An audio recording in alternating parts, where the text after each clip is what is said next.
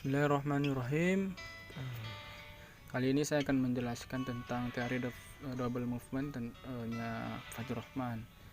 Teori ini dimulai dari dua langkah. Yang pertama ditempuh dengan mencari makna dari pernyataan Al-Quran dengan mengkaji situasi historis dan problem historis di mana pernyataan itu merupakan jawabannya. Apa maksudnya?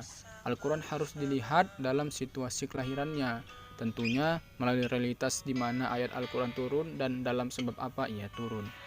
Lalu mengeneralisasikan pernyataan-pernyataan yang bermula dari partikular.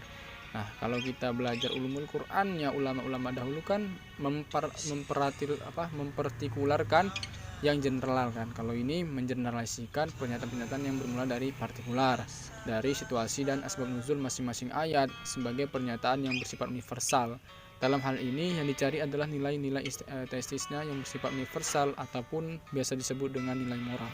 Langkah kedua dimulai dari hal-hal yang bersifat universal atau ide moral yang dicapai dari langkah pertama di atas yang tadi saya sebutkan, kepada hal-hal yang bersifat partikular dalam situasi kekinian di mana dan kapan Al-Quran hendak diberlakukan.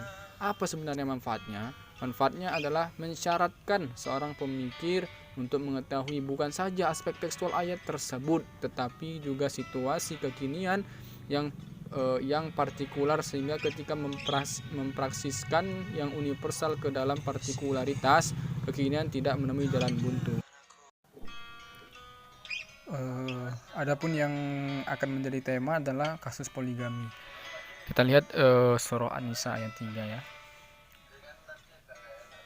Fankihu ma tobalakum minan nisa'i masna wa thulatha wa ruba. Nah, kalau kita perhatikan sebenarnya asbabun nuzulnya atau kelahiran ayat ini kan disebabkan adanya sahabat yang beristri lebih dari 10 sebenarnya.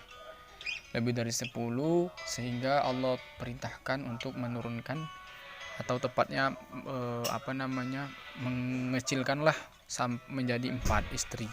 Sehingga Rasulullah mengatakan pada sahabat tersebut untuk menceraikan istri-istrimu dan sisakanlah sampai 4 saja.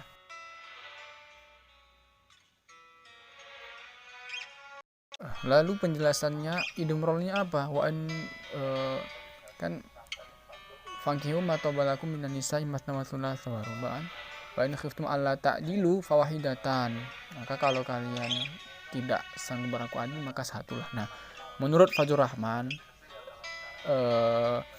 letak dari ayat tersebut ide moralnya adalah keadilan tadi, keadilan, sehingga Allah Subhanahu wa taala menyuruh Rasulullah sampaikan kepada para sahabat bahwasanya kalian tidak akan sanggup untuk lebih dari 4. Bahkan kalau zaman sekarang kita lihat banyaknya orang-orang yang ustadz-ustadz atau yang hanya paham agama sedikit mengatakan poligami tidak masalah. Poligami, intinya kan poligami dibolehkan. Iya, tapi ada menurut Fajrul Rahman melalui double movement-nya ini mengatakan kalau tidak sanggup, intinya sanggup, bukan masalah boleh atau tidaknya. Justru yang sejatinya yang dipegang teguh dari kasus itu adalah prinsip keadilannya, bukan poligaminya, gitu.